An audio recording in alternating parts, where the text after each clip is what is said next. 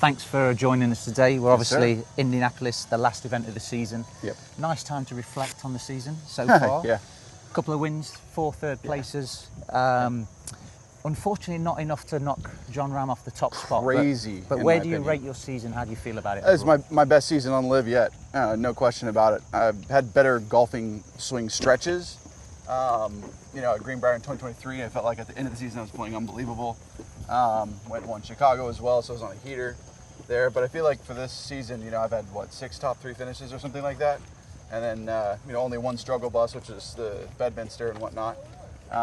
Been trying to figure out a bit of stuff recently, so I think it's understandable. Maybe not, maybe it is. But for me, I'm looking to finish off the season with a good, hopefully win or top 3 finish. But it just depends on what happens during the course of the tournament, because you just never know. Like, stuff could come up, you hit a sprinkler head, things happen. You never know. But I'm not playing that bad. I feel like I'm playing pretty good. Just disappointed that I couldn't get the job done, and Jon just ran away with it. Yeah, he had an unbelievable start to the season, so he's obviously trying to catch him. One of the highlights for me, though, was in South Africa. Your finish there was sensational. Was epic. The 2 shots that you hit into 18, not just the shots, but the crowd, the atmosphere of the event was amazing. What would be your highlight of the season? Getting up and down in South Africa to get into the playoff. In front of a crowd that was singing its national anthem was pretty crazy. Yeah, so, it was an amazing thing to witness. Yeah, and I can't frame that better. It was literally them singing the national anthem, South Africans singing the national anthem, as I'm over the shot, chipping to get up and down to tie Jon Rahm and to win the team title, because they wanted me to make bogey, obviously. Yeah. And so to hit that shot from the front of the green, long chip shot into the green, rough, impossible, and I knocked it out of there to 3 feet. That was like, man, I got it. Felt really good going into the season. I practiced earlier this year, and it paid off for sure. It just didn't pay off in the majors either, which kind of sucked for me. But that's just kind of one of those things. Sometimes you play well in majors, sometimes you don't, and time goes on. So. And the Crushers won, obviously, in South Africa. Yes. You got a chance to win this week. Yep. Slightly different format. Yep. So literally any team this week can win. Kind of wild.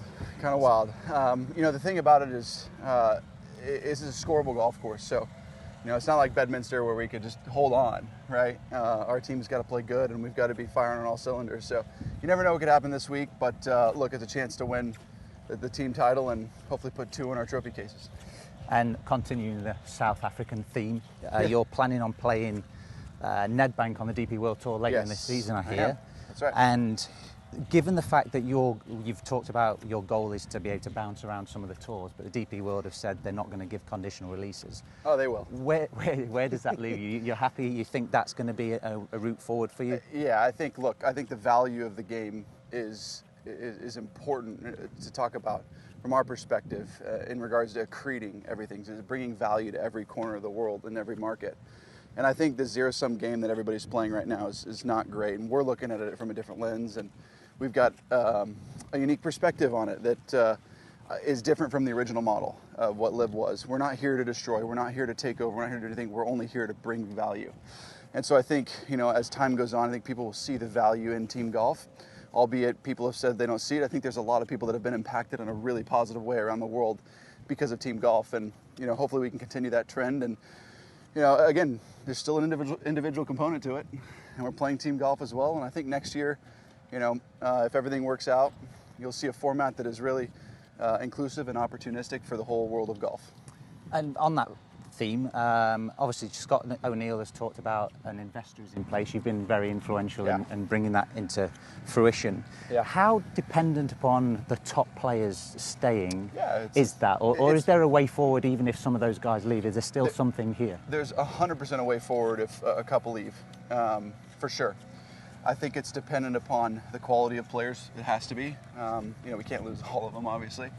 But a few can go, and there's a system in place to where we can still have the investor raise the capital necessary based on a certain type of player and who the players are. And so there's 3 different scenarios from what I know.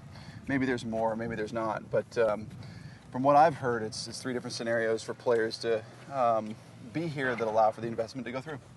And just on that, with the team aspect, I know you've talked about having your own base, a Crushers base golf course where you can really grow the game, give stuff back.